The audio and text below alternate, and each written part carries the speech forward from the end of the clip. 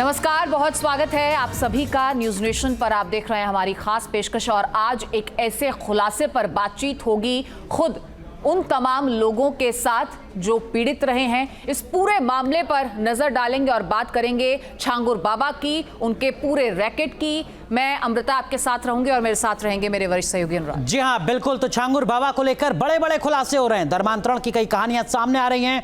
महिलाओं को जाल में फंसाने वाले जमालुद्दीन उर्फ छांगुर बाबा ने पूरा सिंडिकेट तैयार कर रखा है और आज हम आपको छांगुर बाबा के खिलाफ जीता जागता सबूत दिखाएंगे। छांगुर बाबा के गैंग की शिकार पीड़िता आज खुद हमारे साथ हैं। एक नाबालिग लड़की की जिंदगी को कैसे जहन्नुम बनाया गया, ये हम आपको बताएंगे। जी हाँ, ये खुद पीड़िता की जुबानी आप सुनेंगे, लेकिन उससे पहले एक रिपोर्ट आपको दिखाते हैं।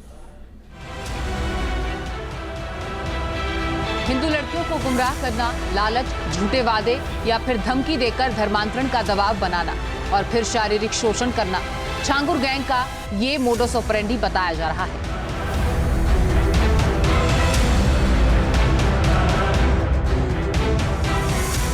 एक पीड़ित नाबालिग लड़की ने इसे लेकर बड़ा खुलासा किया और न्यूज नेशन के कैमरा पर इस लड़की ने अपने साथ हुए जुल्म की जो कहानी बयां की वो किसी को भी झकझोर कर रख सकती है। आपको इस पीड़ित की जुबानी बताते हैं कि अवैध धर्मांतरण और लव जिहाद की जड़ें कितनी गहरी होती जा रही हैं। ये लड़की फरीदाबाद की रहने वाली है और इसका आरोप है कि आमिर हुसैन नाम के एक शख्स ने इसके साथ करीबी बढ़ाई, लेकिन इसके लिए जो रास्ता अख्तियार किया गया वो कम हैरान करने वाला नहीं था। 2 साल पहले 2023 में आरोपी की बहन ने पहले तो हिंदू नाम से पीड़ित लड़की से दोस्ती की, फिर भरोसा हासिल करने के बाद अपने भाई से जान पहचान करवा दी। 2023 में जो उसकी बहन थी नेहा खान, उसने मुझे अपना नाम सिर्फ नेहा ही बताया था, नेहा खान नहीं बताया था। तो जब मेरी उससे दोस्ती होने लगी, आना ज़्यादा मिलने जुलने लग गए, गहरी दोस्ती होने लग गई, तो हम दोनों उसके घर पे जाने लग गए। मैं उसके घर पर जाने लग गई। उसके घर पे जाने के बाद मैंने उनके जो होते हैं, उनकी जो भी उर्दू में लिखी हुई भाषा होती है वो मैंने देखी जब गेट पर, तो मुझे पता चला कि ये लोग मुसलमान हैं। फिर उसने अपने भाई से, आमिर से मेरी फ्रेंडशिप करवाई। पीड़ित के मुताबिक आरोपी और उसका परिवार उसे निजामुद्दीन दरगाह लेकर गया, जहां उसकी मुलाकात छांगुर बाबा से कराई गई। उनका हम घूमने जा रहे हैं तो वहाँ पे ऐसी मौलाना बैठे रहते दरगाह पर जो कि पर्चे वर्चे काटते रहते हैं। तो वहाँ पे मेरी मुलाकात हुई थी एक मौलाना से, जिनका नाम उन्होंने मुझे बताया था छांगुर बाबा। छांगुर बोलते थे, पर मुझे पता नहीं था छांगुर बाबा कौन है, क्योंकि दाढ़ी वाड़ी सबकी एक जैसी होती है, लंबी लंबी सी। तो उनका ये छांगुर बाबा है। तो उन्होंने मुझसे सलाम करवाया उन्हें कि ऐसे सलाम करो इन्हें। वो बाबा पूछते हैं पहले तो कि ये हिंदू है ये मुसलमान, तो आमिर कहता है ये हिंदू है। तो वो छांगुर बाबा बोलते हैं कि इसके साथ साथ तो तुम भी जन्नत नसीब करोगे। छांगुर बाबा से मुलाकात के बाद ही पीड़ित लड़की आरोपी के जाल में पूरी तरह से फंसती चली गई। पीड़ित लड़की का आरोप है कि आरोपी ने उसके साथ जबरदस्ती करनी शुरू कर दी। आरोपों की माने तो यहाँ तक कि आरोपी की छोटी बहन ने पीड़ित और आरोपी के अश्लील वीडियोस बनाए। अपनी भाभी घर लेके जाता जहाँ पे नेहा पहले से ही मौजूद रहती है। वहाँ पे जाके आमिर मेरे कपड़ों से बदतमीजी करने लग जाता है। जब मैं उससे मतलब लड़ने लग जाती हूँ तो उसकी बहन मुझे बोलती है कि आज के ज़माने में तो ये आम बात हो चुकी है। ऐसे बोलती है। उसके बाद जब मैं लड़ती हूँ तो उसकी बहन अपने भाई के साथ मिलकर मेरे साथ ज़बरदस्ती करवा देती है और मेरी गलत फ़ोटो वीडियो खींच लेती है। अच्छा, जब आपकी गलत वीडियो और फोटो बनाई गई तो वो उसका बहन भी वहाँ मौजूद थी आमिर? हाँ जी, उसके सामने ही सब कुछ हुआ था और वही हमारी फ़ोटो वीडियोस भी बना रही थी। यानी आपको सेक्सुअली हरास किया गया? हाँ जी, उसके ही वीडियो बनाया? हाँ जी, उसकी बहन ने वीडियो बनाया था। और उसके बाद उसकी बहन कहती है आमिर को कि ना ये फ़ोटो वीडियो भैया संभाल के रखना, ये हमारे काम आएगी। पीड़ित का आरोप ये भी है कि अश्लील वीडियो के सहारे आरोपी और उसकी बहन ने उसे ब्लैकमेल करना शुरू किया। इसका मुंह बोला जीजा था, वो मुंह बोला जीजा ही बताती थी मुझे, लेकिन उसके साथ भी इसके गलत संबंध थे। उसकी बीवी और उसके बच्चे जब ट्यूशन चले जाते थे तो वो भी मेरे साथ ज़बरदस्ती करता था। फिर उसके जब बोलता था कि अगर तूने किसी को बताया तो मैं तुझे जान से मार डालूंगा, और नेहा ने तेरी फ़ोटो वीडियो मुझे सब दिखा रखी कि तूने क्या क्या कर रखा है, मेरे पास भी वो सबूत और मैं भी वो वायरल कर सकता हूँ। पीड़ित लड़की के खुलासे के बाद तह तक तफ्तीश की जरूरत है ताकि इस पूरे सिंडिकेट की पूरी कहानी सामने आ सके। Team news nation. तो हमारे साथ वो पीड़िता जुड़ चुकी हैं न्यूज़ नेशन पर, जो अपना दर्द बताएंगी कि किस तरीके से झांगुर बाबा की तरफ से दबाव बनाया जा रहा था पीड़िता पर। और हमारे साथ आनंद तिवारी साहब जुड़ रहे हैं। आप जिला संयोजक हैं धर्म जागरण मंच के अपने जिले के। यही वो शख्स हैं जिन्होंने इस पीड़िता को झांगुर बाबा के और उसके जो गुर्गे हैं उनके ट्रैप से, उनके जाल से बाहर निकालने में सबसे ज्यादा मदद की। लेकिन मुझे लगता है अमृता, बिना वक्त बताए सबसे पहले हमें पीड़िता से ही सुननी चाहिए उसकी दर्द भरी कहानी। बताइए बेटा, क्या हुआ आपके साथ? 2023 में मैं 65 नंबर गली में रहती थी, तो 66 नंबर गली में आमिर और आमिर का पूरा परिवार रहता था। पहले मैं 66 नंबर गली में ही रहती थी, तो हमने तकरीबन 2-3 महीने पहले उधर से कमरा खाली करके 65 नंबर गली में ले लिया था। 66 नंबर गली में मतलब मैं बचपन से ही रहती थी, पली बड़ी थी, तो मेरा उधर आना जाना रहता था। वहाँ पे जो आमिर की बहन नेहा थी वो मुझसे मुलाकात करती है, फ्रेंडशिप के लिए बोलती है, तो मेरी उससे दोस्ती हो जाती है। पर वो अपना पूरा नाम नेहा खान नहीं बताती, सिर्फ नेहा ही बताती है। नेहा बताने के बाद जब हमारी दोस्ती ज़्यादा गहरी होने लग गई, हम एक दूसरे से ज़्यादा मिल जुलने लग गए थे, तो वो अपने घर लेके जाती है और अपने भाई आमिर से मेरी फ्रेंडशिप करवाती है। ये किस साल की बात है? ये 2023 की बात है। 2023 की बात। हाँ जी। ठीक है। जब मैं उसके घर में देखती हूँ जो उर्दू में उनके लिखे होते कुरान की बातें, तब मुझे पता चलता है कि ये लोग मुसलमान हैं। तो जब मैं बोलती हूँ कि आप लोग मोमडन हो, तो आपने बताया नहीं वो क्या है, तो उसकी बहन कहती है कि यही मेरा रियल नेम है नेहा। तो वो कहती है हिंदू मुसलमान में इतना भेदभाव नहीं करना चाहिए, भगवान और अल्लाह तो एक ही होता है। उस समय पे मैं भी इतना भेदभाव नहीं करती थी कि हिंदू मुसलमान में कोई भेदभाव हो, मैंने कोई भेदभाव नहीं करा। उसने फिर अपने भाई से मेरी फ्रेंडशिप करवा दी थी, आमिर हुसैन से। उसके बाद 1 महीने बाद वो दिल्ली की हज़रत निज़ामुद्दीन की दरगाह पर लेके जाते हैं, जहाँ पर वो मुझे एक मौलाना से मिलवाते हैं जिनका नाम होता है झांगुर बाबा। ये जो हम दिखा रहे हैं तस्वीरों में, झांगुर बाबा। हाँ जी, यही होता है वो। ठीक है। उसके बाद क्या कहते हैं, झांगुर बाबा से मिलवाने के बाद उसकी बहन मुझसे कोई बिना परमिशन के, बिना वार्तालाप के बोल देती है उसको डायरेक्ट कि हमारे भाई की होने वाली बीवी है। आप उस वक्त वहाँ पर मौजूद थी? हाँ जी। जब नेहा ने आपके बारे में कहा झांगुर बाबा से कि ये हमारे होने वाले भाई की होने वाली वाइफ है? हाँ जी। अच्छा, फिर यहाँ पर ये भी बताइए बेटा कि झांगुर बाबा से आपकी मुलाकात इन 1 साल में जो आपका पूरा वो रहा, उस दौरान कितनी बार हुई? एक ही बार मुलाकात करवाई थी इन लोगों ने मेरी। तो झांगुर बाबा ने आपसे कुछ कहा, क्या कहा, आपकी उनसे क्या बात हुई? हाँ जी, झांगुर बाबा से जब उसने ये बोला ये हमारे भाई की होने वाली बीवी है, तो झांगुर बाबा उससे पूछते कि ये हिंदू है ये मुसलमान, तो आमिर बताता है कि ये हिंदू है। तो झांगुर बाबा कहते हैं इसके साथ साथ तो तुम भी जन्नत नसीब करोगे। जन्नत नसीब करने के बाद वो कहते हैं कि पहले इसका धर्म परिवर्तन करवाओ, उसके बाद इससे तुम निकाह कर सकते हो। ये कौन कहता है धर्म परिवर्तन कराने की बात? ये झांगुर बाबा कहते हैं। आपको समझ आ रही थी उनकी बात उस दौरान, क्योंकि इतनी छोटी थी आप, जो ये सब हो रहा था आपको समझ आ रहा था कि ये क्या बातें हो रही हैं, क्या करने की कोशिश हो रही है मेरे साथ? नहीं, मुझे ये तो नहीं पता था, लेकिन जब वो धर्म परिवर्तन के लिए हुआ था तो इतना जरूर पता था कि मोमडन उसमें इस्लाम में कन्वर्जन करने के लिए बोल रहे हैं।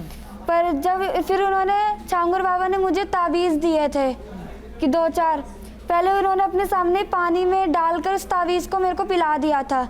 फिर मुझे तावीज़ उर्दू भाषा में लिख कर दी थी और बोलते थे ये तो गले में पहन लेना, ये अपने किसी पर्स वगैरह में अपने पास संभाल के रखना।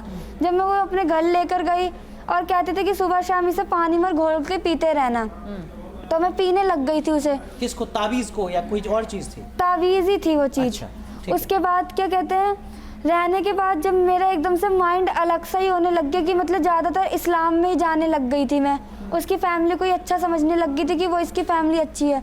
अपने पेरेंट्सों से मेरा एकदम मन मुटाव हट जाना, नाराज़गी रहना, हमेशा लड़ाई झगड़े होते रहते थे। जब आप वो तावीज़ लेकर आई अपने घर पे, क्योंकि आप कह रहे हैं कि आप उसे घोलकर पीने लगी, क्या आपके मम्मी पापा ने कभी इस चीज़ को नोटिस नहीं किया? क्या ये तमाम चीज़ें शक के घेरे में नहीं आई उस दौरान? उस वक्त वो तावीज़ मैंने छुपा रखे थे, क्योंकि हमारे घर में मतलब कि ज़्यादातर कोई वो नहीं था मेल मिलाप मोमडन से, तो मुझे डर लगता था कि कहीं पता ना चल जाए, तो मैं अपने पास ही से संभाल के रखती थी। और जब मम्मी ड्यूटी जाती थी और पापा जो कि हैं वो थोड़ी उनकी तबीयत खराब रहती थी, ठीक है, इस वजह से। फिर 1 महीने बाद आमिर अपनी बड़ी भाभी के घर लेके जाता है मुझे। वहाँ पे जाने के बाद उसकी बहन जो नेहा होती है वो पहले से ही रहती है। रहने के बाद आमिर मेरे कपड़ों से छेड़छाड़ करने लगता है, तो जब मैं उससे लड़ाई करती हूँ कि ये सब सही नहीं है, गलत है, तो उसकी बहन कहती है आज के ज़माने में तो ये आम बात हो चुकी है।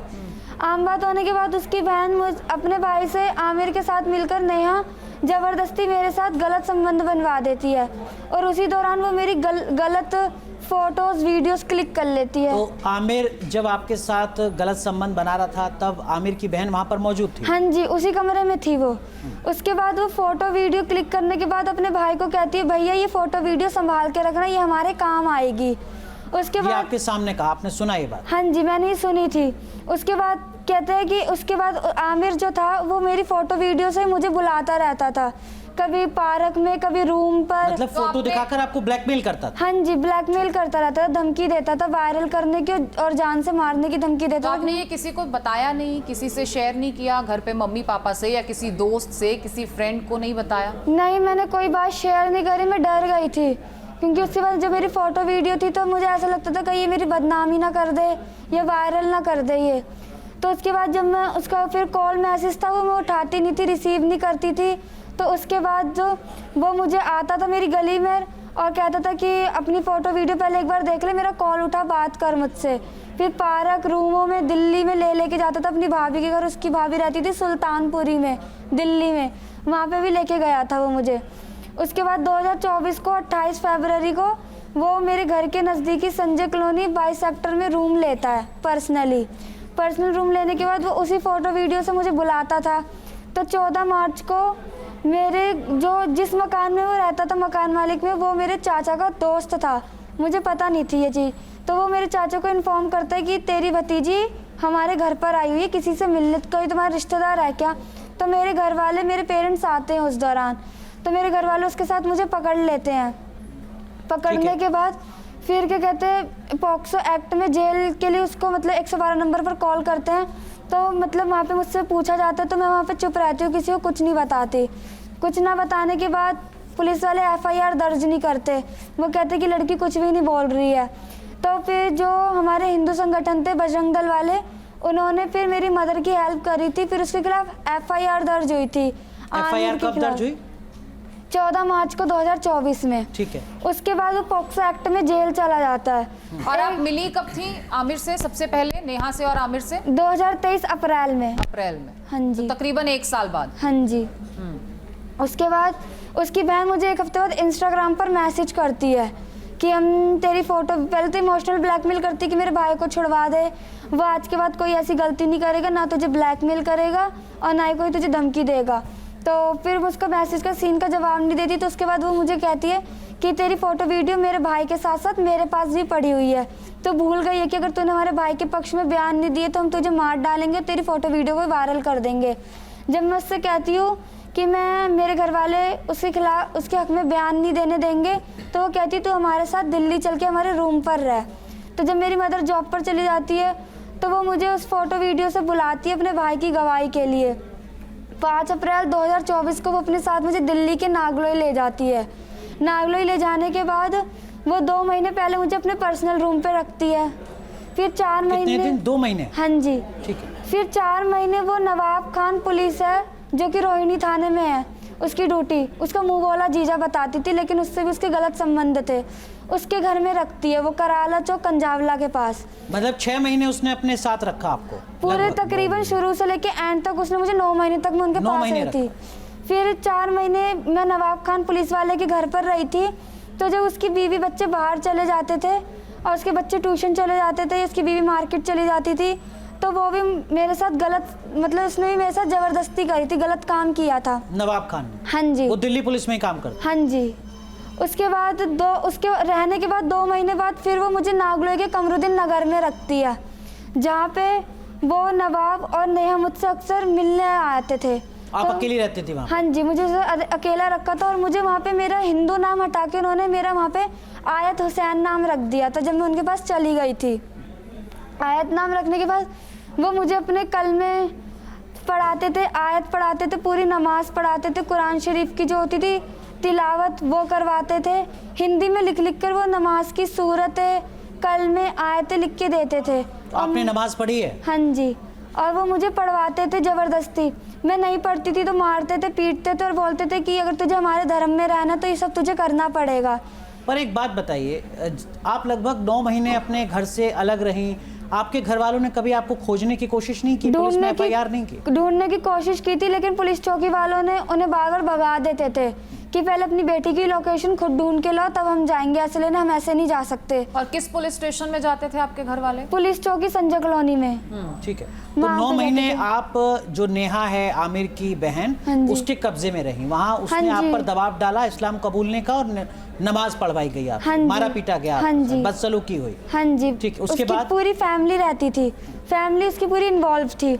उसके बाद उनके जो धर्म में खाते थे भैंसे का मीट, वो खिलाते थे मेरे को मार के पीट के। उसके बाद क्या कहते हैं, मेरा पूरा उसने हाथ पर उसने मेरा नाम टैटू गुदवा दिया फातिमा नेम का। ये जो लिखा हुआ है? हाँ जी। ठीक है। आपका नाम आयत रखा गया था? हाँ जी। तो फातिमा किसका नाम हुआ? फातिमा इनकी हजरत मोहम्मद सल्लल्लाहु अलैहि वसल्लम की बेटी थी, जो बीवी फातिमा, उनका नाम था। तो कहती थी कि अगर तुम हमारे इनका नाम, इनकी बेटी का नाम लिखवाओगे तो इनमें तुम्हारे जैसे अदब आएंगे और तुम वैसी रहोगी। और ये लोग मुझे बुरखे में ही रखते थे, बुरखे में ही कोट लेके जाते थे, बुरखे में ही रखते थे। उसके बाद नवाब और नैया मेरे घर पर आते थे तो वो एक साथ दारू पीते थे, ड्रिंक करते थे मेरे सामने ही। सिगरेट पीने के बाद मेरे सामने शारीरिक संबंध बनाते थे। मतलब नवाब शारीरिक संबंध नेहा के साथ भी बनाता था और उसने आपके साथ भी जबरदस्ती? हाँ जी। ठीक। उसके बाद जबरदस्ती मुझसे मीट बनवाते थे खाने के लिए, और जब मैं नहीं आपसे बनाती बनवाया थी, जाता था? हाँ जी। और मुझे मारते पीटते रहते थे कि अगर, और यही बोलते थे कि अगर तूने हमारे भाई के पक्ष में बयान नहीं दिए तो हम तुझे मार देंगे। जब फिर 22 अक्टूबर को उसकी बहन अपने भाई के पक्ष में बयान करवाने के लिए लेके जाती, जो कि नवाब पुलिस वाला, उसकी बहन और उसके मम्मी पापा दोनों जाते हैं स्पेशल पॉक्सो एक्ट कोर्ट में 12 सेक्टर फरीदाबाद में, मेरी गवाही करवाते 22 अक्टूबर को, और बोल के लेके जाते कि अगर तूने वहाँ पे मुकरी या कुछ भी ऐसा करा तो हम तेरी फोटो वीडियो आते ही वायरल कर देंगे और तेरे को जान से मार देंगे, तेरी फैमिली को भी मार डालेंगे। जब आप गवाही के लिए जाती थी तो क्या वहाँ मम्मी पापा भी होते थे? एक बार आए थे संबंध में जब निकले थे तो उसके बाद उन्होंने मुझे, लेकिन वहाँ पे भी नहीं देख पाए थे वो लोग कि मैं आई हूँ कि नहीं आई। मैं अपनी गवाही पहले ही देकर चली गई थी उनके साथ ही। आपने कोशिश नहीं की कि मम्मी पापा को अप्रोच किया जाए, क्योंकि ये वाहिद ऐसे मौके थे आपके पास जहां आप अपने परिवार से मिल सकती थी या अपनी व्यथा, अपना दुख उनके सामने रख सकती थी, वो आपको बचा सकते थे? बुरखे में ही वहाँ पे रहती थी, कोर्ट में भारी बुरका उतार के फिर सूट सलवार में ऊपर चली गई थी, और वहीं पे जज के पास बैठ के अपनी गवाही का टाइम हुआ, गवाही देके तुरंत मैं बाहर निकल आई। मुझे ये कभी जज के पास आपको बुरखे में नहीं लेके जाते थे? नहीं, जज के पास नहीं लेके जाते थे। जज के पास ऐसे सिंपल जाती थी मैं अपने पूरे फेस में। तो कभी आप ये हिम्मत नहीं जुटा पाए कि जब आपकी गवाही हुई जज के सामने तो आपने जज साहब से कहा हो कि साहब इस तरीके से मुझे प्रताड़ित किया जा रहा है? और नहीं, मैंने ऐसा कुछ नहीं कहा, क्योंकि वो मुझे पहले ही बोल के लेके गए थे कि हम आते ही तेरी फोटो वीडियो वायरल कर देंगे, क्योंकि उसमें तूने ये डर अगर था आपको? जरा सी भी कोशिश करी तो। फिर 2 महीने जब उसकी गवाही हो गई तो अक्टूबर में फिर उसकी बहन मुझे 2 महीने तक स्पा सेंटर लेके जाने लग गई थी। स्पा सेंटर क्यों? स्पा सेंटर वहाँ पे गलत काम होते थे, कभी शॉर्ट्स पहनाती थी, ड्रेसेस पहनाती थी, मिडीज वगैरह, वहाँ पे किसी से वीडियो कॉलिंग पर बात करवाती थी, चैट्स पर बात करवाती थी, और मतलब कि वहाँ पे भी गलत काम होते रहते थे। तो वो आपको ये 9 पहले महीने सिखाती 9 थी? महीने के दरमियान ही? माफ कीजिए। हाँ जी। 9 महीने के दरमियान ही हाँ जी। आप कितने महीने तक गई स्पा सेंटर में? 2 महीने तक गई थी मैं। 2 महीने तक? हाँ जी, नवंबर से लेके 15 दिसंबर तक गई थी मैं। जाती आती रहती थी, और वहाँ पे मतलब कि अलग अलग तरह के लोग आते थे, उनसे भी मतलब कि मिलवाती रहती थी और उनसे भी मेरे साथ गलत काम करवाती थी। उसके बाद आमिर आता है 17 तारीख को, उसकी बेल के ऑर्डर्स आ जाते हैं कि उसकी बेल हो चुकी है जमानत पर। फिर 18 तारीख को वो अपने घर पर आता है द्वारका सेक्टर 10 में, और आने के बाद वो फिर मुझसे वही शारीरिक संबंध बनाता है। संबंध बनाने के बाद वो मुझे मारता है, पीटता है और बोलता है कि क्या कहते तेरी वजह से मैं जेल गया था, ये वो खूब बोलने के बाद मारता तोड़ता रहता है मुझे। फिर 20 दिसंबर को मेरी घर वाले जाते थे पुलिस चौकी में, लेकिन कोई उनका एक्शन नहीं उठाया जाता था, और वो भी बोलते थे कि पहले अपनी लड़की की लोकेशन ढूंढ के लाओ। जब सारे दरवाजे बंद हो गए थे तो हमारे बजरंग दल के लोग थे, पुनीत भैया थे, जी। उन्होंने आनंद हेल्प तिवारी करी जी थी। हमारे साथ हैं। आनंद तिवारी जी हमारे साथ हैं, जिन्होंने इस पूरे केस में पीड़िता की मदद की है, उसे इस पूरे रैकेट से बाहर निकाला है। रिकवरी जो है वो कितनी, आनंद जी, मुश्किल रही ये पूरा प्रोसेस? आप कैसे पहुंचे? क्योंकि जिस तरीके से पीड़िता बता रही हैं कि वो इतनी डरी सहमी थी कि माँ बाप सामने थे, जज साहब सामने थे, लोग होते थे इर्द गिर्द, लेकिन उनसे वो बात नहीं कर पाती थी। तो आप तक ये मामला माँ बाप के जरिए पहुंचा, कैसे आपने इसको प्रोसीड किया? पीड़िता की माँ है, वो काफ़ी समय से चौकी में चक्कर लगा रही थी। जो हमारे संगठन के लोगों को, फिर वो हमारे संगठन के जो हैं सारे, तो उनके पास गई, तो उन्होंने फिर उसके बारे में बताया कि इस तरीके से उनकी बेटी की कोई सुनवाई नहीं की जा रही, ना ही की। तो उन्होंने फिर उसके बाद वहाँ पे कमिश्नर अपने इनसे बात करी, सीपी से, और फिर उसके बाद जब उन पे प्रेशर बना तो उन्होंने फिर हमारे संगठन के लोग ही उसकी लोकेशन ला के दी इनकी, क्योंकि जो इसकी बहन थी अमीर की, वो एक लड़के से उसका और वो था, तो उसने उसके थ्रू उसकी लोकेशन मिली। फिर उसके बाद उसको वहाँ से पुलिस के दबिश डाल के वहाँ से, यानी जिस लड़के से उसके संबंध थे उसे बजरंग दल ने अप्रोच किया, हाँ वहाँ से लोकेशन आपको मिली? हाँ जी, उसकी जो इसकी वो अमीर की बहन थी, उसके भी एक संबंध थे किसी से, उससे फिर पता चला, उसके थ्रू उसके मतलब हमने इसकी लोकेशन निकलवाई। पीड़िता उस दौरान उनके कब्जे में थी और काफी महीनों से उनके कब्जे में थी, जैसा कि पीड़िता बता रही हैं। तो किस हालत में आपने देखा बच्ची को जब वहां पहुंचे आप? मारपीट हुई है उसके साथ, ये तमाम चीजें हैं, बता रही है बच्ची। उस समय इसकी मानसिक स्थिति भी काफ़ी वो थी, ये पूरी तरीके से मतलब उनके उसमें जिस तरीके से इसके साथ अत्याचार किए जा रहे थे, मानसिक व शारीरिक शोषण हो रहा था।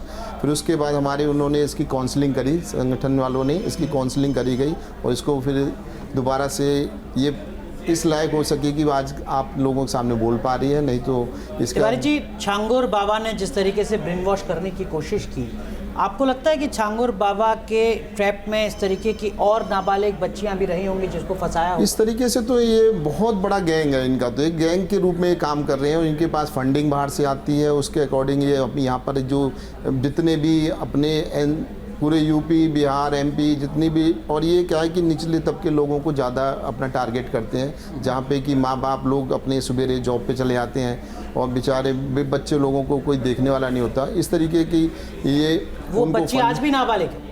आज भी नाबालिग बच्ची है। अभी नाबालिग आप सोच सकते हैं 16 साल की बच्ची की क्या मनोस्थिति, क्या मेंटल स्टेटस रहा हो। ठीक तो उस दौरान इन्हें इजीली वो अपने दिखावे और उसमें ट्रैप में फंसा के फिर इनके साथ जब एक बार ये उनके ट्रैप में फंस जाते हैं, उनका फिर शारीरिक मानसिक हर तरीके से शोषण किया जाता है और इनको गलत कार्य में लगा देता है। कई और भी ऐसे केसेस हैं जिनके बारे में आपको जानकारी हो या आप उस पर काम कर रहे हो? ऐसे बहुत से केस हो चुके हैं। अपना जो फरीदाबाद है ये अपना मेवात से लगता हुआ क्षेत्र है, और मेवात और इसमें काफ़ी हमेशा आए दिन केस निकलते हैं। कहीं तो प्रशासन साथ देता है, कुछ एक पे प्रशासन भी कहीं शांत बैठ जाता है कि जब आप सबूत ला के दोगे तो हम कार्य करेंगे। अब आपकी क्या डिमांड है, क्या आप एक्शन चाहती हैं, खासकर छांगुर बाबा के खिलाफ जिसने आपका उसके खिलाफ सख्त से सख्त कार्रवाई हो, और मेरे जो दबाव में बयान हुए गए थे कोर्ट में स्पेशल पॉक्सो एक्ट में, दोबारा से री एविडेंस हो, और आमिर हुसैन और नेहा के खिलाफ, और जो कहते हैं उसका क्या कहते हैं बाप था जो कि नवाब के साथ बोलता था कि हम 2047 में भारत को इस्लामिक मुल्क बना देंगे जल्द से। किसका बाप? आमिर हुसैन का, अबरार हुसैन, उसके खिलाफ और नवाब के खिलाफ सख्त से सख्त कार्रवाई होनी चाहिए, उसकी फैमिली के खिलाफ, क्योंकि जब ये सब गलत होता तो उसकी पूरी फैमिली इन्वॉल्व थी इस चीज़ में। मुझे नमाज पढ़ाने में, कलमे पढ़ाने में, यहाँ तक कि हर चीज़ में, खिलाने में, पिलाने में, जो भी था पूरा कनेक्शन उसकी पूरी फैमिली का ही था। आपको लगता है छांगुर बाबा के खिलाफ भी कोई एक्शन होना चाहिए? होना चाहिए, क्योंकि पहले तो गई तो मैं उन्हीं के पास थी, ये लोग लेके गए थे, उसी ने ही कहा था इसका धर्म परिवर्तन करवाओ, ये करवाओ। उसके खिलाफ भी सख्त से सख्त कार्रवाई होनी चाहिए। और जिन लोगों ने सबसे ज़्यादा मेरे साथ गलत करा है, आमिर, नेहा और नवाब ने, इन तीनों के साथ भी कड़ी से कड़ी कार्रवाई होनी चाहिए और जेल की सलाखों के पीछे डालना चाहिए इन लोगों को। तो देखिए छांगुर बाबा ने किस तरीके से ब्रेन वॉश किया एक नाबालिग बच्ची का, जो अभी भी नाबालिग है, जो अपने 2 साल के दर्द को साझा कर रही है। और यकीनन जैसा अमृता आपने कहा, ऐसे बहुत सारी और पीड़िता होंगी जो एक के बाद एक मामले जिनके सामने आएंगे। उम्मीद इंसाफ की यहाँ पर है, छांगुर बाबा के खिलाफ जल्द से जल्द सख्त एक्शन किया। और यहाँ पर उन बच्चियों को भी सतर्क होने की ज़रूरत है, बगैर डर के उन तमाम लोगों से ये तमाम चीज़ें साझा करने की ज़रूरत है जो आपके इर्द गिर्द हों, जिनके इर्द गिर्द आप सुरक्षित अपने आप को महसूस करें। फिलहाल इस बातचीत को विराम देते हैं। वक्त एक छोटे से ब्रेक का। जहाँ भक्ति है हर शब्द में, कथाओं में छिपे हैं दिव्य रहस्य और ज्योतिष देता है जीवन को दिशा। धर्म से जुड़ी हर बातों को जानने के लिए हमारे चैनल स्तुति को सब्सक्राइब करें। चैनल पर जाने के लिए इस लिंक पर क्लिक करें।